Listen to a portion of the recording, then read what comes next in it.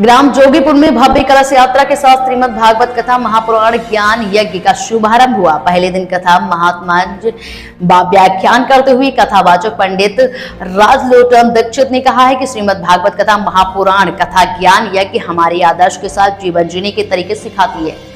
श्रीमद् भागवत कथा महापुराण कैसे करना चाहिए ये सिखाती है। भागवत महापुराण में भक्त को मरने से पहले क्या कर्म करने चाहिए, मुक्ति प्राप्त करके साथ ही सुगम मार्ग पर मार्गदर्शन में केवल भगवान महापुराण में मिलता है। भगवान की प्राप्ति मोक्ष की प्राप्ति करने के सबसे सरल उपाय राम नाम संकीर्तन है।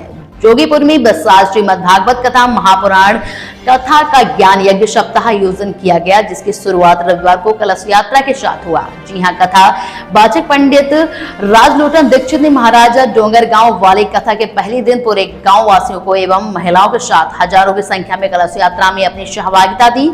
रोजाना सुबह होकर रुद्राभिषेक व भागवत कथा का मूल पाठ श्रीमद् भागवत कथा में रोजाना सुबह 7 बजे से सामूहिक महारुद्राभिषेक का आयोजन एवं यज्ञाचार्य महाराज के द्वारा कराया जा रहा है। साथ ही 10 दिन तक चलने वाले ज्ञान यज्ञ में श्रीमद् भागवत कथा महापुराण का मूल पाठ कराया जा रहा है, जिसमें दर्जनों जोड़े लगेंगे। श्रीमद् भागवत कथा का आयोजन संतोष सिंह ठाकुर एवं कुलदीप सिंह के द्वारा हो रहा है। आचार्य जी, आप मन के परिचय। छत्तीसगढ़ में राजनांदगांव जिला से 25 किलोमीटर पश्चिम की ओर डोंगरगांव नगर है। वहीं शिक्षक कॉलोनी में दास की कुटिया है। उधर प्राणियों का कल्याण कैसे होगा? प्राणियों का कल्याण श्रीमद् भागवत की कथा श्रवण करने से होगा। श्रीमद् भागवत महापुराण में उन समस्त पुरुषार्थों का सम्यक चित्रण किया गया है, सम्यक वर्णन किया गया है, जिसके माध्यम से जिसका आचरण करके मनुष्य परम कल्याण को प्राप्त कर सकता है। जीवन का सार क्या है? भगवान राधा रमन मुरली मनोहर श्री कृष्णचंद्र के चरणों में अहेतुकी भक्ति, अप्रतिहता भक्ति हो जाए, यही जीवन का सार है।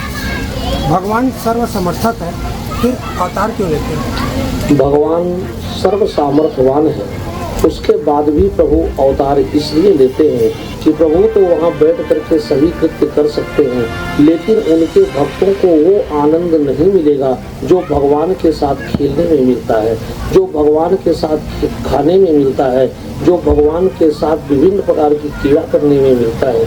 मैया यशोदा को वो आनंद प्राप्त नहीं होता जिसकी वो अधिकारिणी थी। अपने भक्तों पर अनुग्रह करने के लिए ही भगवान अवतरित होते हैं। आचार्य जी, शास्त्र तो बहुत है, पर महापुराण ही क्यों? शास्त्र बहुत हैं, लेकिन श्रीमद् भागवत महापुराण उन सभी शास्त्रों का शिरोमणि है। 17 पुराणों के बाद इसकी रचना की गई और यह एक ऐसा अद्वितीय पुराण हुआ कि इसके बाद आज तक भी कोई और पुराण नहीं बना, क्योंकि अब और किसी पुराण की आवश्यकता ही नहीं है। इसमें उन समस्त बातों को समाहित कर दिया गया है कि जो पहले भी थी और बाद में भी रहेगी। आचार्य जी, हमारे चैनल के माध्यम से समस्त देशवासियों को क्या संदेश देंगे? हम समस्त देशवासियों से, समस्त सनातन धर्मावलंबियों से ये प्रार्थना करेंगे कि वो अपने इस व्यस्ततम मानव जीवन में कम से कम एक घंटा समय सुबह और शाम का निकाले, भगवान से जुड़ने का प्रयत्न करें, किसी महापुरुष से जुड़े, किसी गुरु से जुड़े, उनके वाक्यों को अपने जीवन में धारण करें, सनातन संस्कृति को आगे बढ़ाने में अपना सहयोग करें और सब मिल करके रहें, एक होकर के रहें। आज देश में सनातनी जनता को एक होने की आवश्यकता है। हम प्रभु से प्रार्थना करेंगे कि हमारे देशवासी इन वाक्यों को अपने जीवन में धारण कर सकें, एकता का परिचय दें, भगवत भक्ति का परिचय। धन्यवाद।